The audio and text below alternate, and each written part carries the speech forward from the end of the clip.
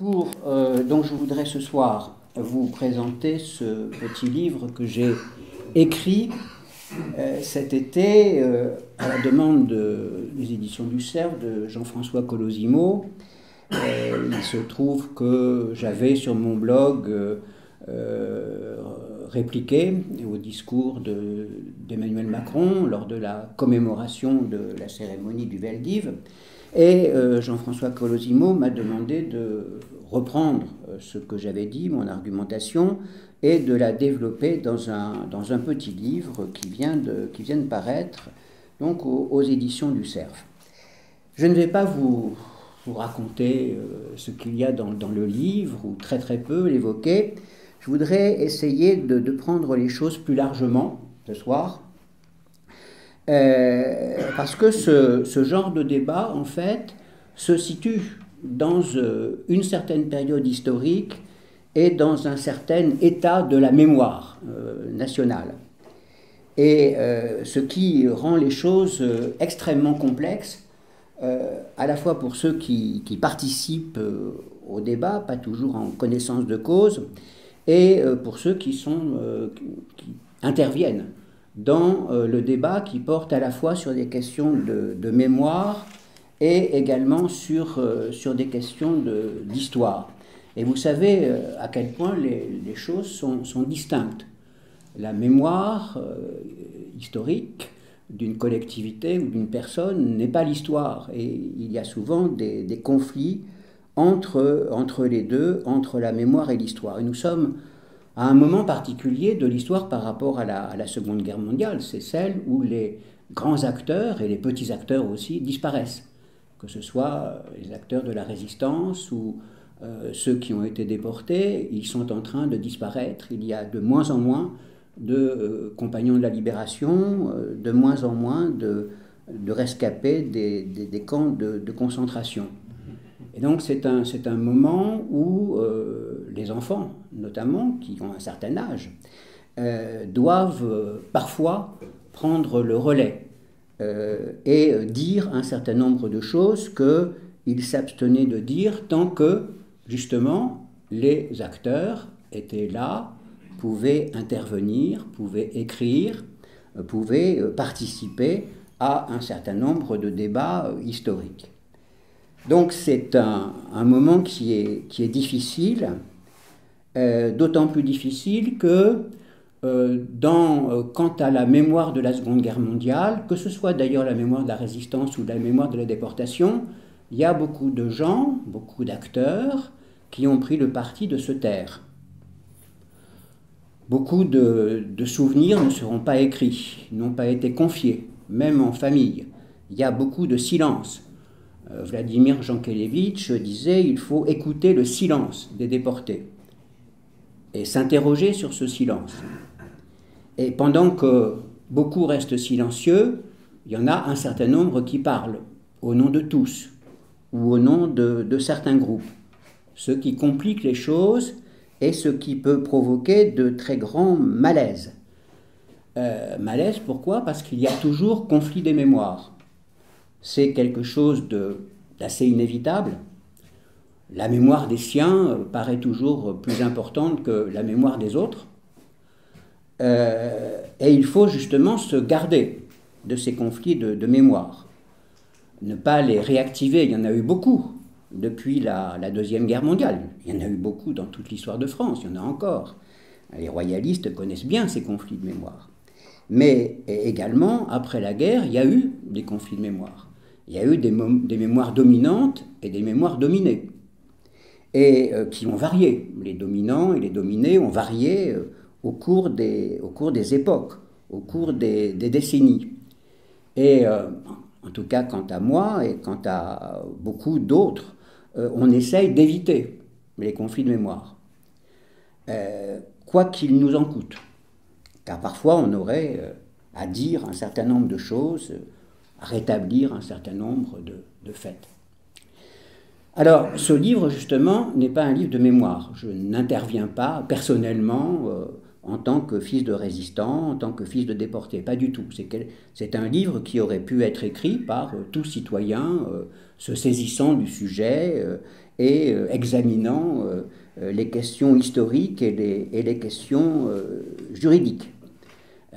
C'est pas un livre, je ne suis pas historien, je ne suis pas un juriste professionnel, c'est un livre politique.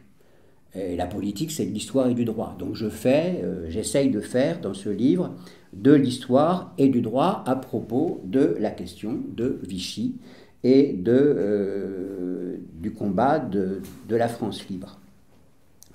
Alors, ayant évoqué les questions de mémoire, on y reviendra peut-être tout à l'heure dans la discussion, il faut parler également de l'histoire de la guerre. On est dans un mouvement historiographique qui a beaucoup changé depuis 1945. Il y a comme toujours, il y a une historiographie dominante qui varie d'ailleurs, là encore. Il y a des mouvements qui se font dans des combats, des conflits qui se déroulent entre historiens, et il y a des climats qui se créent sur le plan historique, en fonction des enjeux politiques. L'histoire n'est pas une science que l'on pratique sans être liée d'une façon ou d'une autre, même quand on s'en défend, à la situation politique, aux problèmes qui se posent dans un pays à un moment donné. Et effectivement, le climat en France a beaucoup changé depuis la Deuxième Guerre mondiale. Et je crois qu'il faut... je vais faire un bref rappel de cela pour comprendre comment 3 présidents de la République, à partir de 1995, ont développé un certain nombre de thèses énoncées comme vérité historique sur la question de Vichy et sur Londres. Vous savez certainement que je crois qu'il y a 2 périodes.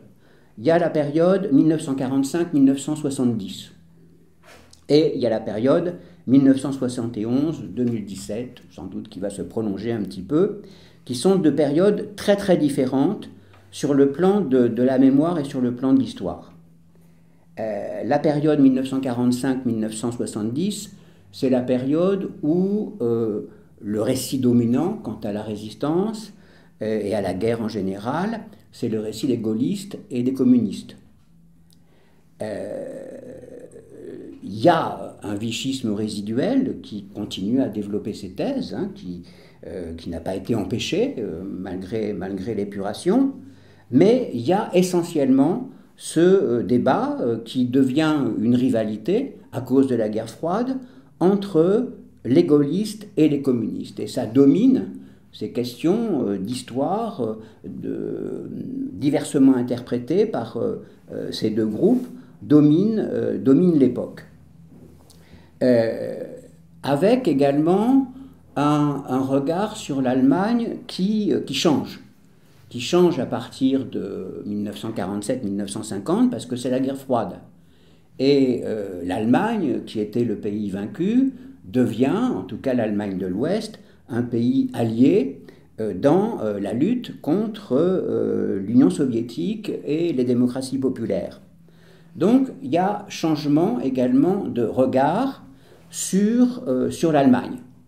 Le thème patriotique, anti-allemand, classique en France au XXe siècle fait place à une logique qui est autre, qui est celle de la question de savoir si il faut être du camp de la liberté ou du camp du socialisme. Et la résistance elle-même et la mémoire de la résistance et des groupes de la résistance se divisent sur ce plan-là extrêmement profondément. Entre gaullistes et communistes, il y a une véritable rupture, comme vous le savez, et qui ne se terminera jamais, en tout cas au moment où ces 2 groupes sont dominants. Autre point important, c'est, et qui touche les Français en général, c'est le cinéma. Le cinéma de l'époque 1945-1970, c'est un certain nombre de films que vous avez tous vus. C'est La bataille du Rail, qui est un film patriotique à la gloire de la résistance. C'est Marie-Octobre, qui est de 1959, qui est un film sur la trahison, où on parle encore des Allemands et de la Gestapo. On ne parle pas du tout des nazis, c'est important. C'est L'Armée des Ombres en 1969. Et c'est sur le plan humoristique La Grande Vadrouille en 1966. La Grande Vadrouille, film immense succès, c'est un film où les Français, la France occupée, se moquent des Allemands, qui sont, comme toujours, selon la caricature, des gros balourds qui se font avoir. Donc, c'est encore un film, à mon avis, qui est dans la logique des années 45, de la résistance des Français qui, de toute façon, gagneront un jour ou l'autre sur les Allemands.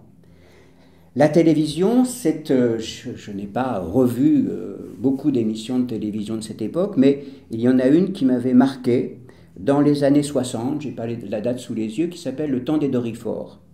Et c'est un documentaire qui avait été fait à partir des archives de propagande de Vichy, avec un commentaire brillant, très ironique, très moqueur. Donc Vichy était présent, un passé qui ne passe pas, etc. Vichy était présent sur ces films de propagande, etc. C'était largement diffusé et on les mettait dans la perspective justement de la lutte de libération nationale et on montrait l'absurdité d'un certain nombre de discours de propagande, etc. etc. Donc voilà à peu près le climat de l'époque, avec aussi des mémoires de résistants qui paraissent, le livre du courage et de la peur du colonel Rémy et quelques autres, qui exaltent, mais en même temps montrent les difficultés, les contrastes, les contradictions qui existaient dans le monde de la résistance. Voilà à peu près pour cette époque-là. La deuxième époque, c'est une époque qui commence en 1971 et qui n'est pas terminée. C'est le temps des procès. Ça commence avec Le Chagrin et la Pitié, en 1971. Marcel Gauchet parle de la révolution de 1975 qui a lieu dans bien des domaines, politiques, religieux, etc., civilisationnels. Là aussi, il y a quelque chose qui bascule au début des années 70. Et Pierre Laborie l'a bien montré dans son livre qui s'appelle Le Chagrin et le Venin. Le Chagrin et la Pitié est un film qui fait date. Il fait date par son contenu, d'ailleurs qui est ambigu, on peut lire de différentes manières Le Chagrin et la Pitié, mais il fait date surtout parce qu'il y a une immense campagne de presse qui est lancée par François Giroud dans l'Express, brillante journaliste de l'époque, extrêmement écoutée, qui dit que Le Chagrin et la Pitié, c'est le film de la France moche, de la France collabo, de la France qui s'est aplatie devant l'ennemi, et c'est un thème qui va se développer au cours des années. Et donc, après, vous savez que le film a été censuré à la télévision, puis diffusé tardivement, mais il marque l'époque, et c'est encore une référence, même si peu de gens l'ont vu dans les jeunes générations, on parle encore du Chagrin et de la Pitié. Et ce qui a certainement dépassé les intentions de son auteur.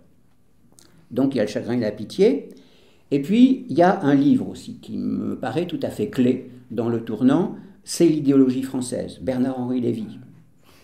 Bernard-Henri Lévy, en 1981, publie ce livre sur, en gros, le fascisme à la française. Le fait que l'idéologie nationale en France, le récit national, eh bien, c'est quelque chose où il y a du fascisme. Et que le pétinisme ne vient pas par hasard, que la collaboration ne vienne pas par hasard. Bernard-Henri Lévy avait été invité au Mercredi de la Nare à cette époque-là. Je n'étais pas dans la salle d'ailleurs. Et ça s'était très mal passé parce qu'on lui avait fait un certain nombre d'objections de fond qu'il avait très mal prises. Mais il n'avait pas écouté ce que nous lui disions sur un certain nombre d'auteurs et sur le fait qu'il était extrêmement difficile de parler de repérer dans l'histoire de France un fascisme à la française. En tout cas, ce livre a été, lisez-le aujourd'hui ou relisez-le, ce livre a été le vecteur du discours dominant pendant des décennies. C'est là que les journalistes ont pioché des arguments qui se retrouvent tout le temps dans le discours médiatique. Donc il y a ça. Et ensuite, il y a les procès, il y a les véritables procès. Il y a le procès Barbie en 1967 et il y a le procès Papon qui traîne entre 1983 à 1996. Et vous savez, vous vous souvenez sans doute que ces procès ont été l'occasion justement d'une mise en cause. On a rappelé la collaboration, le fait que un discours qui était accusatoire contre l'administration française, contre beaucoup de Français, et l'idée de cette France collaboratrice s'est développée à la faveur de cela. On sait que les procès sont faits pour juger des individus, hein, mais là, ils ont été pris par un certain nombre de secteurs de l'opinion et par les médias comme des procès accusatoires d'une France qui s'était couchée devant l'ennemi et qui avait intensément collaboré. Et avec les interventions également de l'avocat de Barbie, Jacques Vergès, et qui avait effectivement essayé de susciter beaucoup de contradictions d'ordre historique. Et à peu près dans cette même période, en fait, nous avons aussi des mises en accusation d'un certain nombre de résistants qui ont eu un grand retentissement. Je crois que c'est oublié aujourd'hui, mais il y a eu l'affaire Aubrac, ce qu'on a appelé l'affaire Aubrac, la mise en accusation de Raymond Aubrac par deux historiens, Gérard Chauvy et Stéphane Courtois. On l'accusait de mensonge. Bon, c'est une histoire compliquée. Il y a eu un livre de Gérard Chauvy disant que Aubrac avait menti sur un certain nombre de faits de résistance, et Courtois l'a accusé d'être un agent communiste infiltré, d'avoir communisé les CRS à Marseille, etc., quand il était commissaire de la République. Donc il y a eu tout un débat, et il y a eu un tribunal médiatique qui s'est réuni, je ne les ai pas appelés comme ça, mais il y a eu un débat à Libération qui s'est transformé en tribunal médiatique où on jugeait en fait l'attitude de Raymond Aubrac pendant la guerre. Il y a eu aussi des livres sur Jean Moulin. L'un qui l'accusait d'être un agent soviétique et l'autre qui l'accusait d'avoir été presque un agent américain. Donc, on ne savait plus très bien, mais en tout cas, l'idée qui restait de tout cela, c'est que toutes ces affaires n'étaient pas nettes, qu'il y avait beaucoup de compromis, de compromissions, d'affaires douteuses, de relations troubles dans la résistance avec un grand R. Et puis, enfin, autre facteur extrêmement important quant à la mémoire nationale et quant au regard de l'histoire, il y a une série de télévision en 1979, c'est Holocauste, et il y a Shoah de Lanzmann en 1985 qui, en fait, ramène complètement le débat et la mémoire et le jugement historique sur l'extermination des Juifs par les nazis. Donc le paysage change complètement. C'est quelque chose que nous avons vécu à la NAR. Je n'ai pas retrouvé tous les articles, d'ailleurs on n'était pas obsédé par ces débats, mais on est intervenu, on a dit un certain nombre de choses lors du procès Barbie, très peu d'ailleurs lors du procès Papon, parce que justement l'ambiguïté de ce procès où on jugeait quelqu'un et en même temps on jugeait une époque, c'était très difficile à traiter en peu de lignes, mais on a vécu justement ce retournement de tendance, cette mise en cause de la résistance et le fait que, effectivement, la question de l'extermination des Juifs et des responsabilités dans l'extermination des Juifs est devenue prédominante dans la France des années 80-90. Le cinéma, d'ailleurs, a traduit également cette évolution. je ne suis pas un grand cinéphile, mais j'ai vu quand même un certain nombre de films que tout le monde a vus. Je crois qu'il y a une énorme différence entre La Grande Vadrouille, qui paraît en 1966, et On a perdu la 7e compagnie, qui paraît en 1973. Et les films suivants, il y en a 3 ou 4, avec Robert Lamoureux, qui sont... c'est plus du tout l'esprit de La Grande Vadrouille. C'est un groupe de soldats qui est dans la débâcle, et tout ça est assez misérable, autant que je m'en souvienne. Et ce film a eu un très grand succès en Allemagne. Les Allemands étaient ravis de voir que bon, les Français s'étaient débandés, que c'était nul, etc. Bon, bien. Donc, la 7e compagnie. Il y a Lacombe-Lucien aussi.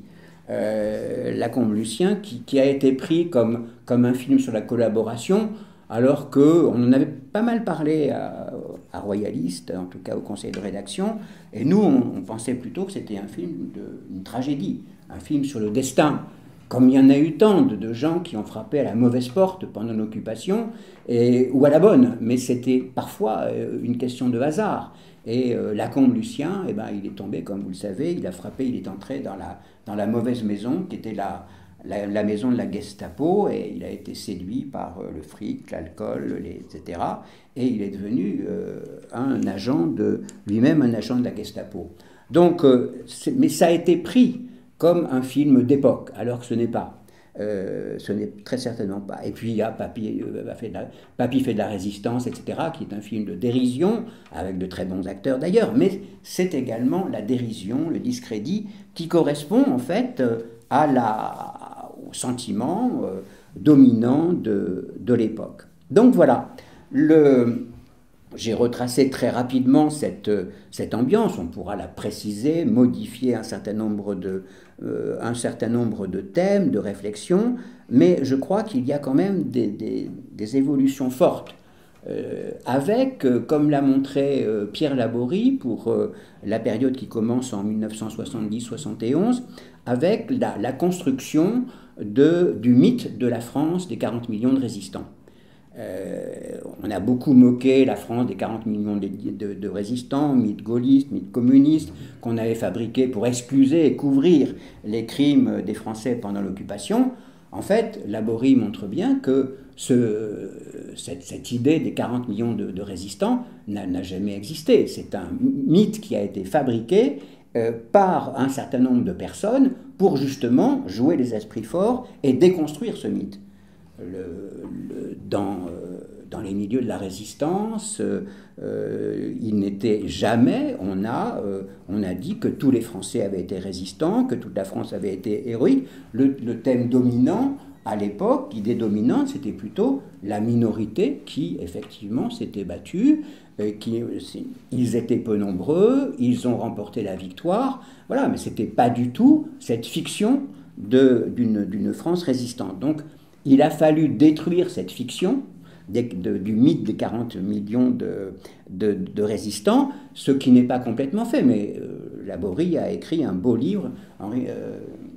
Laborie est mort il y a peu de temps, et c'est un spécialiste plutôt de l'opinion publique sous Vichy. Il a écrit 2 livres là-dessus qui sont très remarquables, extrêmement nuancés, extrêmement médités, avec beaucoup de méthodes historiques à l'appui, et il a pris le temps, dans Le Chagrin et le Venin, de déconstruire justement, de montrer la fabrication de ce mythe et comment on devait le contester sur le plan de l'histoire. Voilà, c'est donc dans cette ambiance de discrédit de la résistance, d'accent mis essentiellement sur l'Holocauste, qu'on appelle ensuite la Shoah, que les discours interviennent. Chirac, Hollande, Macron sont naturellement portent l'esprit de l'époque. Et c'est pour ça que Jacques Chirac, c'est pas pour faire plaisir à un petit groupe de pression ou comme ça, c'est parce que c'est effectivement l'aboutissement de tout un discours, qui s'est développé, qui est devenu dominant dans la nation, que Chirac prend le parti de dire que oui, effectivement, Vichy, c'est la France, alors c'est un discours ambigu, où comme d'habitude, il affirme une chose, et puis après il dit oui, mais quand même, à Londres, la France était là aussi, voilà. Et bon, j'analyse, je ne vais pas revenir sur cette analyse ce soir, mais dans ce petit livre, je cite le discours de Chirac, je montre ses ambiguïtés, sa façon de faire le balancement circonspect, pour que tout le monde soit content finalement, tout en disant quand même quelque chose que tout le monde a noté, qui a été un point de départ, c'est que, effectivement, la France était à Vichy. Et Sarkozy a juste entériné ce thème sans le développer, sans doute sous l'influence d'Henri Guénaud. Mais Hollande l'a repris en 2012 et Emmanuel Macron en 2017 en durcissant le thème, en disant que Vichy était effectivement le gouvernement de la France, que c'était une vérité historique, que cette vérité était entérinée par tous les historiens, ce qui est faux, et que ceux qui disaient le contraire étaient des menteurs. Et que, en plus, De Gaulle et Mitterrand s'étaient tus, ils avaient été mutiques sur cette question-là. Effectivement, vous savez que aussi bien De Gaulle que François Mitterrand n'ont jamais voulu reprendre la thèse selon laquelle c'est Vichy, gouvernement français, qui avait ordonné la rafle du Veldiv. Et effectivement, sur le monument, il est effectivement dit que c'est le gouvernement, l'autorité de fait, dit gouvernement de Vichy, qui a commis ce crime. Bon. Donc c'est écrit, tout le monde était d'accord à ce moment-là pour dire qu'il était bien de faire cette commémoration de la rafle du Veldiv, qu'il était bien d'écrire cela, parce que c'était effectivement conforme au droit français et à notre histoire, et donc un point c'est tout.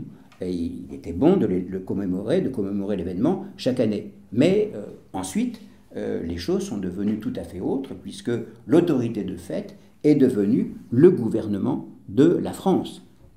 Et c'est ce qu'affirme le président de la République. Alors, j'ai repris cela et j'ai essayé de faire une critique aussi rigoureuse que possible de cette série d'affirmations.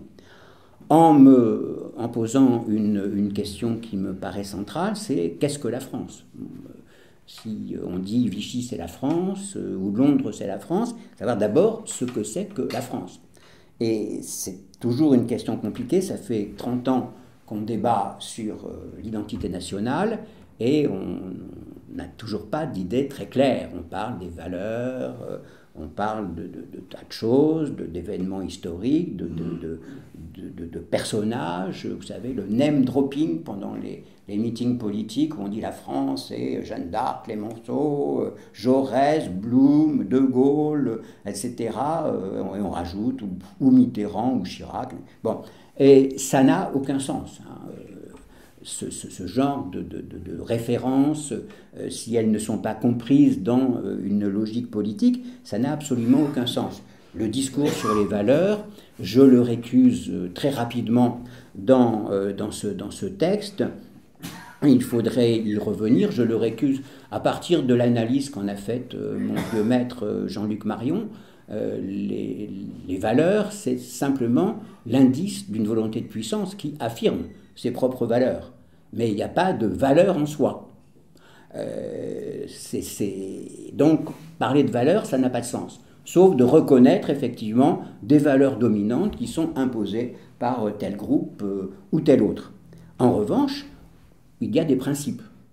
Et comme dit Marion, les principes, c'est ce qui nous protège. Nous n'avons pas à défendre nos principes, nous sommes protégés par ces principes qui sont au-dessus de nous. Et effectivement, la France, c'est de l'histoire et du droit. Cette histoire a produit un certain nombre de principes qui sont des principes constitutionnels et qui sont maintenant inscrits dans ce qu'on appelle le bloc de constitutionnalité. On l'a dit 100 fois au mercredi de la NAR. Nous avons étudié tout cela avec Blandine Kriegel et avec d'autres intervenants. Il y a effectivement, à partir de 1789, il y a la Déclaration des droits de l'homme. On ne parle pas ici de droit de l'hommisme, etc. Il y a la Déclaration des droits de l'homme qui est l'affirmation d'un corps de principes qui a sa cohérence. À partir de ce corps de principes, on peut effectivement affirmer que la France est une république, une res publica. La question du régime est tout à fait autre que la question de la res publica, comme on l'a expliqué 1000 fois ici. Et c'est à partir de ces principes, Déclaration des droits de l'homme, et ultérieurement, après la guerre, préambule de 1946, que l'on peut affirmer que nous sommes ou pas dans un état de droit fidèle à l'histoire de la France. Donc, quand on reprend la question de Vichy, nous nous apercevons, en tout cas c'est ce que je m'efforce de démontrer, que Vichy est un régime qui est illégal, d'une part, et qui est illégitime. Alors, illégal, je n'invente rien, j'ai repris ce que disaient les juristes de la France libre, ce que proclamait la déclaration de Brazzaville dès 1940, dès l'été 40, sur l'illégalité complète, totale, de l'autorité de fait appelée gouvernement de Vichy. Alors je ne vais pas refaire l'énumération de tous les motifs de droit qui permettent de juger ça, mais on peut dire d'entrée de jeu qu'il y a une trahison dès le 16 juin quand Pétain, avant que les négociations d'armistice soient engagées, appelle à cesser le combat. Bon. Ce qui provoque la prise de 800 000 soldats sur 1 600 000. 800 000 ont été pris à peu près parce qu'ils se sont rendus, parce ils avaient entendu qu'il fallait cesser le combat. Ce qui s'est passé ensuite sur le plan parlementaire est effectivement un coup d'État. Les conditions dans lesquelles l'Assemblée nationale, c'est-à-dire ce qu'on appelle aujourd'hui le Congrès, pouvait se réunir, n'étaient pas réunies. Des parlementaires étaient empêchés. Il y avait la pression d'un certain nombre d'éléments dans la rue. Il y avait la pression allemande. Donc l'Assemblée ne pouvait pas délibérer en sérénité. Et d'autre part, l'armistice avait abouti au fait qu'on consentait un certain nombre d'abandons de territoires qui ne peuvent pas justement être autorisés sans un acte délibéré de l'Assemblée nationale. Donc je reprends tout cela pour montrer que s'institue à ce moment-là, à la suite d'un coup d'État, cette autorité de fait qui viole tous les principes du droit français. Aussi bien les libertés publiques qui ne sont pas respectées, que le principe de la non-rétroactivité de la loi, que l'interdiction d'un certain nombre de mouvements et organisations politiques, les lois sur les juifs, l'interdiction de la franc-maçonnerie, des syndicats, etc., etc. Donc nous sommes dans un régime de complète illégalité par rapport à ce qui avait été construit par le droit français depuis la Révolution et qui naturellement, comme nous le savons, se trouvait son origine dans toute la construction de l'État et de la nation sous la monarchie capétienne. Donc, c'est le premier point. On ne peut pas dire que Vichy, c'est la France dans la mesure où aucun élément d'un état de droit n'est réuni, n'existe à Vichy. C'est une pure dictature. On peut même dire, stricto sensu, que c'est une tyrannie. C'est un pouvoir personnel exercé par quelques-uns sur un peuple qui ne consent absolument pas à l'exercice de ce pouvoir, puisqu'on annonce une constitution qui ne sera jamais publiée, puisqu'il n'y a pas de consentement exprimé, puisqu'on ne fait pas même ce qui est prévu en cas de crise nationale grave, la loi de 72, la loi de Tréveneux, dont on a beaucoup parlé à Alger en 1942, on ne se sert pas de cette loi qui était une loi d'appel au Conseil généraux. Donc l'illégalité est totale et la soumission de Vichy au aux Allemands est avérée dès l'armistice et encore plus au moment de la rencontre de Montoire. Et puis, il y a naturellement la question de la légitimité. Il est vrai que dans la doctrine de la Troisième République, dans la doctrine juridique, cette question est ambiguë. Les droits de l'homme ne sont pas reconnus par un certain nombre de juristes comme un corps de principes ayant une valeur normative. D'autres, au contraire, disent que la Déclaration des droits de l'homme et du citoyen, c'est la constitution essentielle de la nation. Mais donc il y a effectivement une ambiguïté sur ce plan-là, mais c'est De Gaulle en fait qui repose en termes nouveaux et en même temps très anciens, puisqu'ils nous sont extrêmement familiers, la question de la légitimité en disant est légitime le pouvoir qui prend le parti de la défense nationale, soit pour défendre le pays, soit pour le reconquérir quand il a été envahi par l'ennemi. Donc c'est autour du thème de la défense nationale que s'organise la légitimité de la France libre, qui va être justement non seulement une légitimité en acte, organisant la défense, la France combattante, etc., développant des forces armées, mais c'est également un gouvernement qui agit, qui essaye d'agir au début et qui agit de plus en plus selon le droit, puisqu'il se situe dans la continuité de la Troisième République et qu'il se soucie, dès qu'il a les moyens d'être un gouvernement, il se soucie justement de rétablir la légalité. C'est surtout le travail qui est fait par le gouvernement provisoire à Alger. Lorsque De Gaulle s'installe à Alger, ils rétablissent la légalité en Algérie et donc ils annulent les lois de Vichy. Et ensuite, lorsqu'ils prennent le pouvoir en France, après 1944, eh bien, ils rétablissent la légalité républicaine, c'est-à-dire tous les grands principes de droit, la Constitution. De Gaulle, vous savez, ne proclame pas la République à l'hôtel de ville comme on le lui demande, mais il dit la République n'a pas à être proclamée puisqu'elle est toujours là. Bon, c'est la Troisième République, après il y aura révision constitutionnelle, etc. Donc il y a un travail qui est fait dans le respect justement de la légalité, dans la volonté de retrouver la légalité.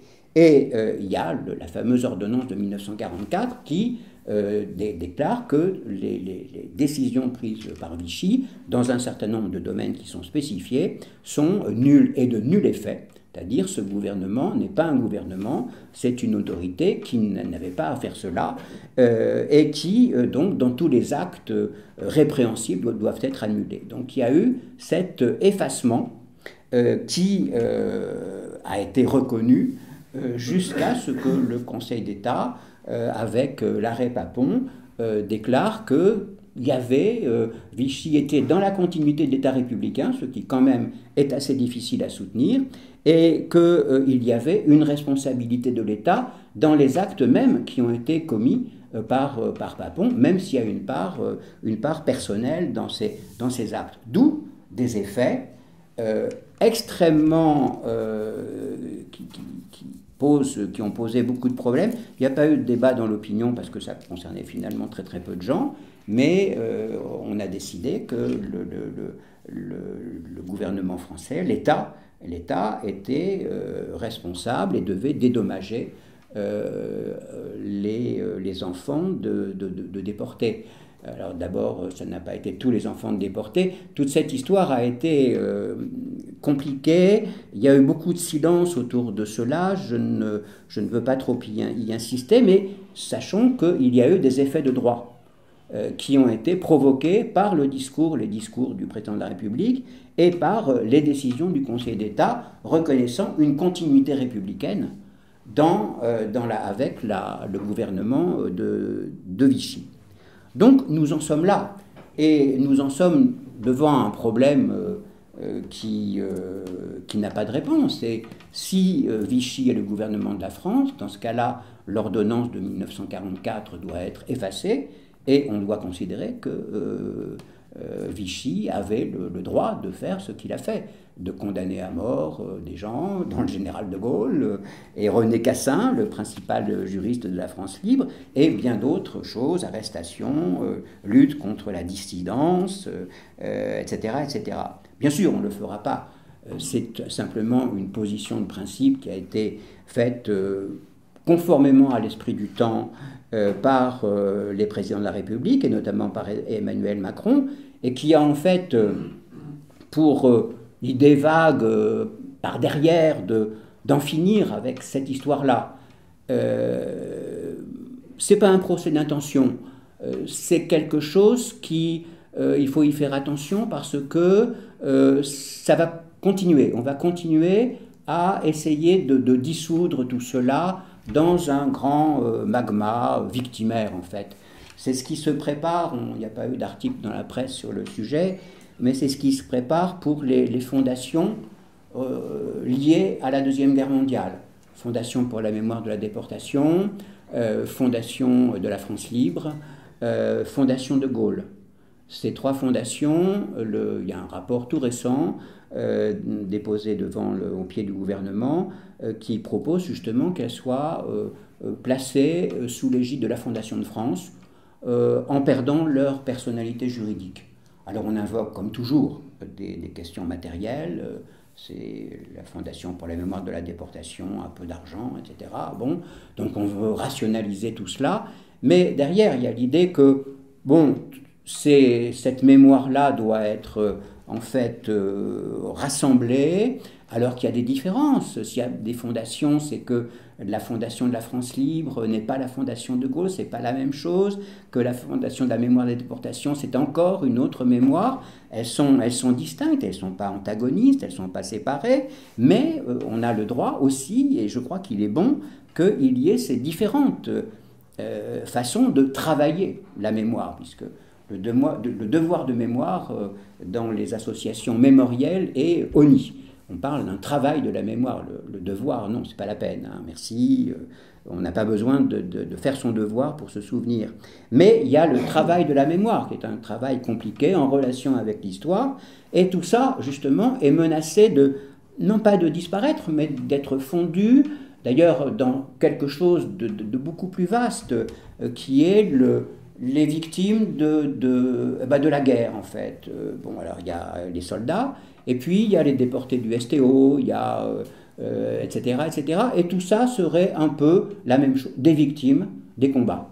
Hein, de même que quand on célèbre maintenant 1900, la guerre de 14-18, eh bien c'est les pauvres victimes qui étaient dans les tranchées, dans deux camps, comme dit Macron, comme il le disait le 11 novembre, sur un territoire qui n'était même plus une patrie, où on se battait comme ça, de façon assez stupide, puisque la guerre c'est affreux. Donc il y a cette idée-là qui est une idée qui existe en France et qui circule dans les milieux dirigeants depuis un certain temps, mais qui est également très présente en Europe. Il y a une journée des totalitarismes. Et que là aussi, eh bien, il y a les victimes de tous les totalitarismes. C'est très sympathique, c'est vrai, bon, mais on peut aussi, sur le plan historique, faire des distinctions, continuer à travailler des mémoires qui sont, là encore, non pas antagonistes, mais distinctes, et c'est fructueux sur le plan historique. Donc, il y a cette menace, en fait, de voir disparaître cela dans un ensemble victimaire que l'on célébrerait à date régulière, de même qu'il y a une journée de la mémoire des totalitarismes en Europe, il y aurait donc une journée de la mémoire de la Deuxième Guerre mondiale ou de la Première Guerre mondiale. Et les circonstances historiques pourraient disparaître. Voilà donc les enjeux qui sont des enjeux historiques, mais qui sont, comme vous avez pu le voir, des enjeux qui sont éminemment politiques dans la mesure où ils touchent à l'existence même de la nation. Je vous remercie.